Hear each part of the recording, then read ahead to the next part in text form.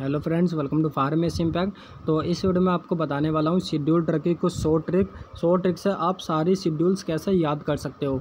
तो वो मैं इस वीडियो में आपको बताने वाला हूँ। तो जो बच्चे चैनल पर नए हैं तो चैनल को ज़रूर सब्सक्राइब कर लीजिएगा, क्योंकि ऐसी वीडियो में लेके आते रहता हूँ फार्मा वैकेंसी से रिलेटेड। तो चलिए वीडियो स्टार्ट करते हैं।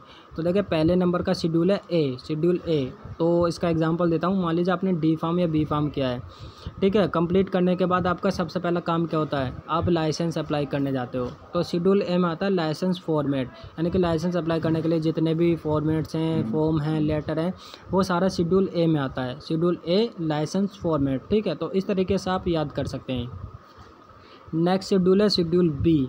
बी को आपको रिलेट करना है फीस है, बी फ़ी, ठीक है। जितने भी गवर्नमेंट्स लैब हैं उनको रनिंग कराने के लिए कुछ ना कुछ फ़ी स्ट्रक्चर रहती है। तो शेड्यूल बी में आता है fee structure for running labs, ठीक है। तो आप इस तरीके से याद कर सकते हैं। नेक्स्ट शेड्यूल है सी। सी को आपको खुद ही याद करना पड़ेगा, लेकिन इसका मैं छोटा सा एग्जांपल दे देता हूँ। मान लीजिए जब आप ड्रग इंस्पेक्टर के लिए इंटरव्यू देने जाते हैं, तो ड्रग इंस्पेक्टर के लिए एक्सपीरियंस मांगा जाता है शेड्यूल सी एंड C1 का। तो C1 में जो आते हैं वो पेरेंटल प्रिपरेशन आती हैं। तो ये आपको याद करना पड़ेगा, ध्यान रखना पड़ेगा थोड़ा। नेक्स्ट शेड्यूल देखते हैं शेड्यूल डी। डी को आपको रिलेट करना है दीदी से, ठीक है। दीदी का एग्जांपल मैं देता हूँ। मान लीजिए आपकी दीदी है, आपके साथ रहती है, उन्हें किसी भी रूम में आने जाने के लिए परमिशन लेने की ज़रूरत नहीं होती। तो शेड्यूल डी में वो ड्रग होती हैं जिन्हें हम आसानी से इंपोर्ट एक्सपोर्ट कर सकते हैं विदाउट परमिशन, ठीक है। तो वो शेड्यूल डी में आती है। डी को करना है रिलेट दीदी से। नेक्स्ट शेड्यूल देखते हैं ई। ई को आपको रिलेट करना है ई से। जैसे बच्चा रोता है ना, ई है, तो ई को रिलेट करना है ई से। मान लीजिए बच्चा रोता है, क्यों रोता है, कि चाहे वो उल्टा सीधा खा लेता है, जहर खा लेता है, ठीक है। तो ई को रिलेट करना है ई से। तो ई में आते हैं poison, contain various poison and their regulation, ठीक है। शेड्यूल ई में पॉइजन्स आते हैं। तो इस तरीके से आप शेड्यूल्स याद कर सकते हैं। नेक्स्ट शेड्यूल देखते हैं शेड्यूल एफ। शेड्यूल एफ को याद करना आपको फ्रूट्स है। जब आप फ्रूट खाएंगे तो आपका ब्लड इंक्रीज़ होगा। तो शेड्यूल एफ में आता है ब्लड बैंक। ब्लड बैंक को रेगुलेशन कराने के लिए, रनिंग कराने के लिए जो भी आपके रेगुलेशन है, फॉर्मेट्स हैं, वो शेड्यूल एफ में आता है। यानी कि contain regulation and standard for running blood bank, ठीक है। ब्लड बैंक को रनिंग कराने के लिए जो भी होता है वो शेड्यूल एफ में आता है। तो एफ को रिलेट करना है फ्रूट ब्लड बैंक, ठीक है। तो बाकी देखिए नीचे ये आपको याद करना पड़ेगा। शेड्यूल एफ में वैक्सीन्स आती हैं, और F2 में सर्जिकल ड्रेसिंग, और F3 में अम्बिलिकल ट्रेप, और शेड्यूल एफ में ऑप्थेल्मिक, ठीक है। नेक्स्ट शेड्यूल देखते हैं शेड्यूल जी। जी को आपको रिलेट करना है ग्रोथ हार्मोन। हार्मोन्स के बारे में आपने पढ़ रखा होगा, तो जी को आपको करना है रिलेट ग्रोथ हार्मोन। तो शेड्यूल जी में हार्मोनल प्रिपरेशन आती है, जितनी भी ड्रग होती हैं तो वो शेड्यूल जी में आती हैं। शेड्यूल एच को आपको रिलेट करना है हरामी कैसे, एग्जांपल देता हूँ। मान लीजिए जब आप किसी मेडिकल स्टोर पे जाते हो, एल्प्रेक्स मांगते हो, तो वो देने से मना कर देता है। तो आप कहते हो यार ये तो बड़ा हरामी है। तो शेड्यूल एच में वो ड्रग आते हैं जो डॉक्टर के पर्चे के बिना दे नहीं सकते, ठीक है। डॉक्टर का पर्चा चाहिए होता है, तो शेड्यूल एच में वो ड्रग आती है। शेड्यूल H1 भी सेम ही है। डॉक्टर का पर्चा चाहिए तो बिना पर्चे के वो आपको मेडिसिन नहीं मिलेगी। लेकिन इसमें एक पॉइंट और है, इसमें एक H1 रजिस्टर मेंटेन करना पड़ता है, डिटेल लिखनी पड़ती है, और उस रजिस्टर को 1 से 2 साल तक अपने पास रखना होता है, ठीक है। तो शेड्यूल H1 में ये ड्रग आती हैं। डॉक्टर के बिना, पर्चे के बिना आप उन्हें दे नहीं सकते, और उसका रिकॉर्ड मेनटेन रखना पड़ता है। शेड्यूल H में वो ड्रग आती हैं। शेड्यूल जे को आप रिलेट करना है झंडू से। झंडू कहते हैं ना, ये तो यार झंडू ड्रग है, बेकार ड्रग है। यानी कि शेड्यूल जे में वो ड्रग आती हैं जिनका डिसीज़ को ट्रीट करने से कोई लेना देना नहीं है। कंफर्म नहीं होता कि वो बीमारी को ठीक करेंगी या नहीं करेंगी, उन ड्रग का पता नहीं होता है। तो वो ड्रग, वैसी ड्रग वो शेड्यूल जे में आती हैं। शेड्यूल के को आपको रिलेट करना है कई प्रकार के, ठीक है। तो मैंने नीचे लिख रखा contain various substance and drug and their corresponding regulation, यानी कि डिफरेंट ड्रग्स आती हैं इसमें शेड्यूल के में। नेक्स्ट शेड्यूल एम को रिलेट करना है मशीन्स में, ठीक है। मान लीजिए कोई फार्मास्यूटिकल कंपनी है, कंपनी के अंदर बहुत सारी आपके इक्विपमेंट रहते हैं, मशीन्स रहती हैं। तो शेड्यूल एम को रिलेट करना है मशीन से, यानी कि जितनी भी मशीन्स होती हैं ड्रग को मैन्युफैक्चरिंग करने के लिए इक्विपमेंट होते हैं, तो वो शेड्यूल एम में आता है। ठीक है, शेड्यूल एम में मशीन, आपको मशीन याद रखना है, शेड्यूल एम फॉर मशीन। ठीक है, तो इस तरीके से आप शेड्यूल ड्रग याद रख सकते हैं। शेड्यूल एन, एन को याद करना है न्यू फार्मेसी। तो न्यू फार्मेसी याद करना है, जब आप नई फार्मेसी ओपन करते हैं तो उसके लिए आपके कुछ रिक्वायरमेंट होते हैं। ठीक है, तो न्यू फार्मेसी ओपन करने के लिए शेड्यूल एन। ठीक है, contain various regulation and requirement for a pharmacy. तो शेड्यूल एन को न्यू फार्मेसी से रिलेट करना है। ठीक है, तो इस तरीके से आप याद कर सकते हैं। नेक्स्ट शेड्यूल देखते हैं, शेड्यूल ओ। शेड्यूल ओ को रिलेट करना है ओ तेरी। ठीक है, जैसे आप अचानक से देखते हो ओ तेरी, ये क्या हो गया।